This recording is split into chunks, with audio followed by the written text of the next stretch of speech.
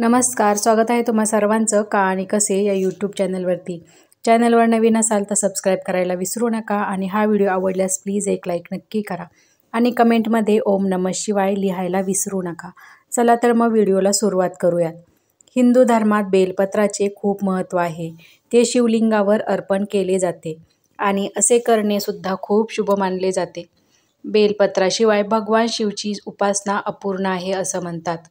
बेलपत्र अर्पण केल्याने सर्व मनोकामना या पूर्ण होतात आणि संकटाचा नाशसुद्धा होतो. बेलपत्र अर्पण करण्याची पद्धत काय आहे तर सर्वप्रथम झाडाची पाने आणायची आहेत आपल्याला आणि ती सर्व पाने जर समजा उपलब्ध नसतील आपल्याकडं तर जुनी पाने जे आपल्याकडे पहिले आहेत ती घ्यायची आहेत आणि पण पाणी आपल्याला स्वच्छ घ्यायची आहेत आणि ती तुटलेली किंवा खराब झालेली नाही पाहिजे.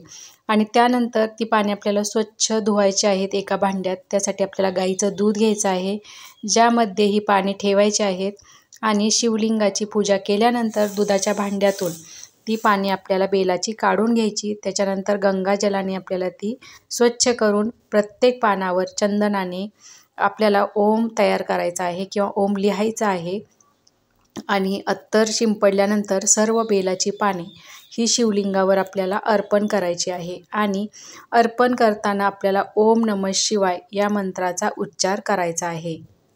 आता शिवलिंगाला काय अर्पण करू नये ते आपण पाहूयात. काही जुन्या मान्यतेनुसार काही वस्तू आहेत ज्या आपण शिवलिंगाला अर्पण करू शकत नाही.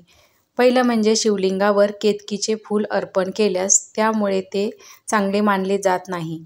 शिवलिंगावर केतकीचे फूल कधीसुद्धा अर्पण करू नये.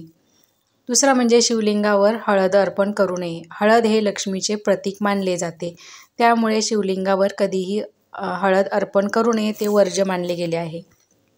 त्यानंतर विष्णू प्रेमी लक्ष्मीच्या विवाह सोहळ्याचं ते प्रतीक आहे त्यामुळे सुद्धा हळद कुंकू हे शिवलिंगावर कधीच अर्पण करू नये किंवा अर्पण करणे टाळावे. आता शिवलिंगावर कधीही तुळस अर्पण करू नये असे म्हणतात. ते कारण तुळशीला भगवान विष्णूंची पत्नी हे मानले गेले आहे त्यामुळे शिवलिंगावर तुळशी कधीही अर्पण करू नये. आता बेलपत्र पवित्र असण्यासोबतच अनेक औषधी गुणधर्मांनी देखील परिपूर्ण आहे. हे खाल्ल्याने आपल्याला अनेक आरोग्यदायी फायदे मिळतात. शिवलिंगावर अर्पण केलेले बेलपत्र खाण्याचे काय फायदे आहेत ते पाहूयात. पहिलं म्हणजे सकारात्मकता वाढते. जीवनात यशस्वी होण्यासाठी सकारात्मक असणं खूप गरजेचं असतं.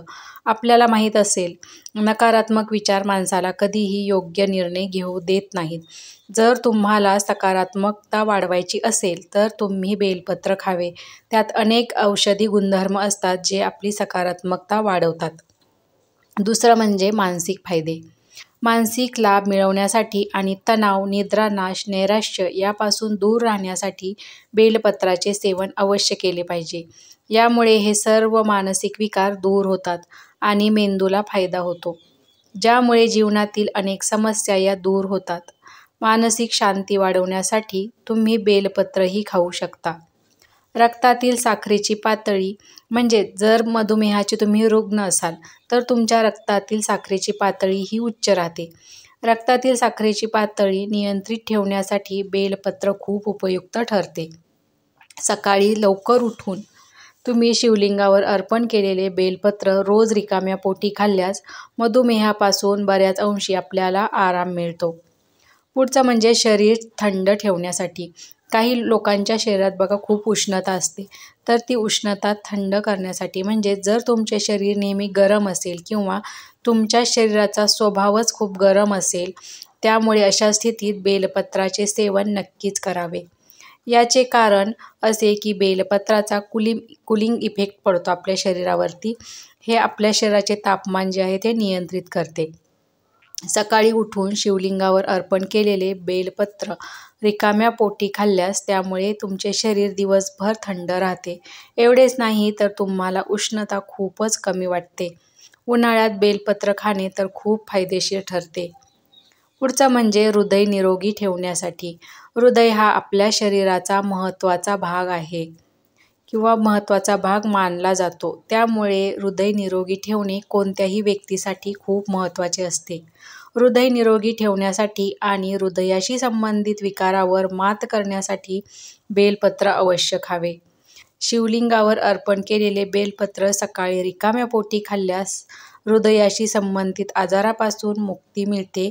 यासोबतच हे तुमचे हृदय हे निरोगी ठेवण्यासाठी खूप उपयुक्त आहे. पुढचं म्हणजे श्वसनाच्या आजारावर.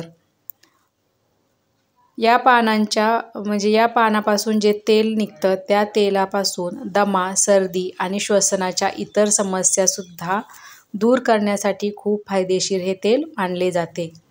त्यानंतर बद्धकोष्ठता किंवा जे पोटाचे आजार असतात त्यासाठी सुद्धा हे खूप फायदेशीर आहे. थोडे मीठ आणि काळी मिरी चघळल्याने बद्धकोष्ठतेपासून आराम मिळतो. याशिवाय आतड्यातील विषारी द्रव्य काढण्यासाठी सुद्धा बेलाची पाने खूप फायदेशीर ठरतात. त्यानंतर जर कोणाला अतिसार पोट बिघडलेलं असेल, जुलाब होत असतील तर बेलाच्या पानामध्ये टॅनिन असतात. त्यामुळे डायरिया, कॉलरा यासारख्या आजारांवर उपचार करण्यासाठी याचा खूप फायदा होतो. त्यानंतर दाहक विरोधी गुणधर्मसुद्धा यामध्ये असतात. म्हणजे जसं की बेलामध्ये अँटीफंगल आणि अँटीव्हायरल गुणधर्म आहेत. म्हणून शरीरात होणाऱ्या अनेक प्रकारच्या संसर्गाच्या उपचारामध्ये याचा वापर केला जातो. बेलपत्रामध्ये अँटीबॅक्टेरियल गुणधर्म आहेत. त्यामुळे सुद्धा तुमचा रोग हा बरा होण्यास बहुतांशी किंवा खूप असा बदल होतो.